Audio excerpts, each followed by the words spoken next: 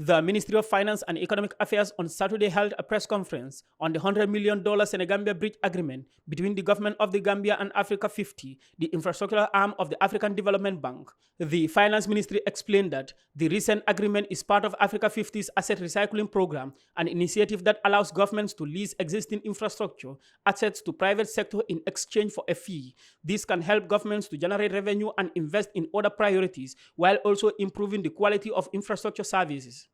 The pressure is meant to provide information on the $100 million agreement involving the Senegambia Bridge. Honorable Sidi Keita, Minister of Finance and Economic Affairs, explained the type of agreement that the Gambia has signed with Africa50. He said that Gambia is a shareholder in Africa50 and will receive over 12% of the revenue collected during the course of the agreement. I will emphasize the transaction we are embarking on. It's not a sale transaction. It's not a mortgage transaction. It's not a privatization transaction. It is simply a monetization of the rights, because an asset has two characteristics. You have outright ownership, and then you have the rights accruing to that ownership.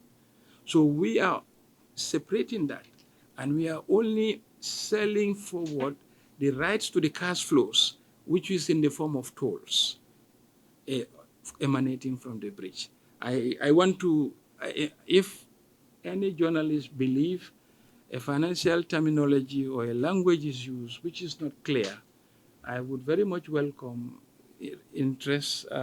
requests for clarification. But sometimes you cannot avoid calling them what they are.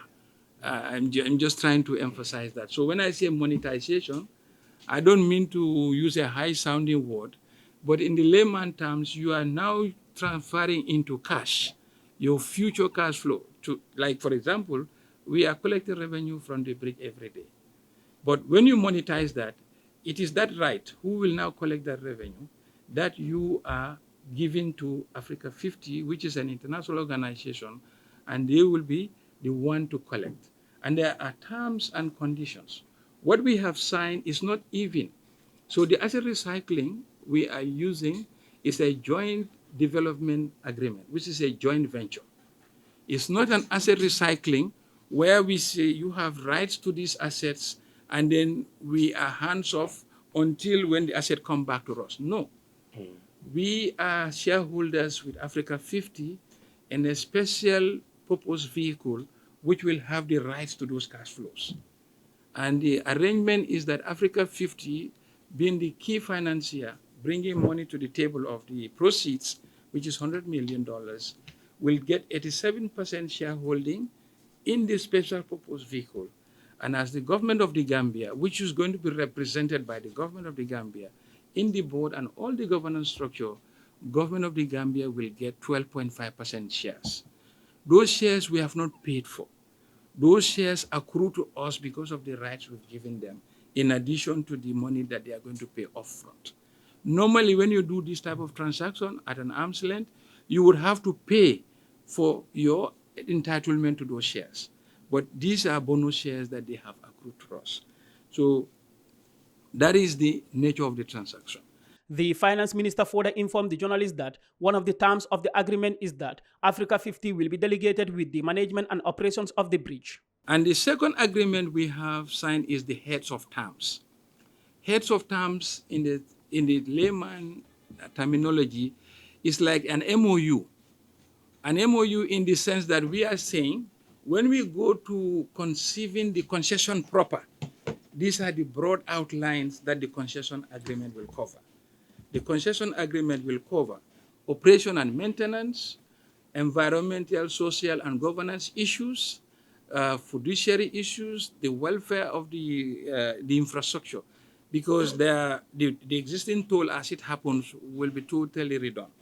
There will be a better toll system that will be developed in order to ensure there will be, one, transparency of revenue collection and reporting.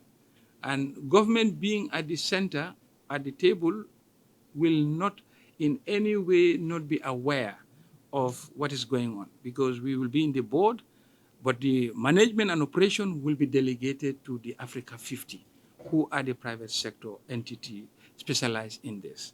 Honorable Kerr explained why the government of the Gambia did not consult with the National Assembly before embarking on the agreement deal. He went on to brief journalists on the repayment plan for the $100 million to Africa50. And I will also hasten to respond to some of the concerns we have received. That is, procedurally, why has the National Assembly not ratified this or given us approval? No. National Assembly in the process has the legislative and oversight role over the executive. There is no legal or financing agreement that you will first go as a Minister of Finance before the National Assembly to say, I'm going to do this transaction, can you allow me before I do it? The Public Finance Act, which empowers the Minister of Finance, gives the Minister of Finance the right and the legal authority to engage and sign on behalf of the government of the Gambia any financing agreement. But what we have even signed is not yet a financing agreement because there is no obligation for the state to pay the proceeds of this directly from the Consolidated Revenue Fund, where it will serve as a loan and this loan will be serviced periodically. No.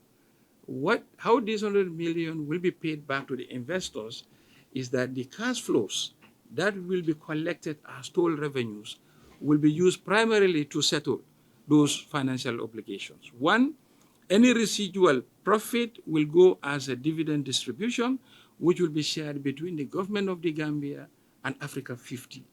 Third, this special purpose vehicle is not a foreign company. It's going to be a Gambian domicile company. So we are not dealing with a foreign company here. All the operations and the laws governing this agreement will be the laws of the Gambia. As such, it will pay taxes on its operations. So we have basically three streams of cash flows. One, the upfront cash we are going to get. Two, the dividend as shareholder. And three, taxation arising from their operations. So, meanwhile, Honorable Ibrahim Silla, the Minister of Transport, Works and Infrastructure, says the staff at the Senegambia Bridge would not be at the risk of losing their jobs. Currently, all the staff that are at the Senegambia Bridge actually are on the payroll of the government of the Gambia under the Accountant General's Department. Now, if Africa50 takes over and assuming that they want to proceed with a certain number of staff, of course, as a government, we have to look at the technical capacity of the existing staff. And if an assessment is done and they are actually fit to be employed, of course, I mean, they will be absorbed. If not, then, they are already permanent staff of the Accountant General's Department, so there is no loss in terms of employment. Africa50 was established by African governments and the African Development Bank to help bridge Africa's infrastructure funding gap by facilitating project development, mobilizing public and private sector finance, and investing in infrastructure on the continent. Africa50 focuses on medium to large-scale projects that have a significant development impact and that provide an appropriate risk-adjusted return to investors. Reporting for Kerr, Fatou, I am Landin Sise.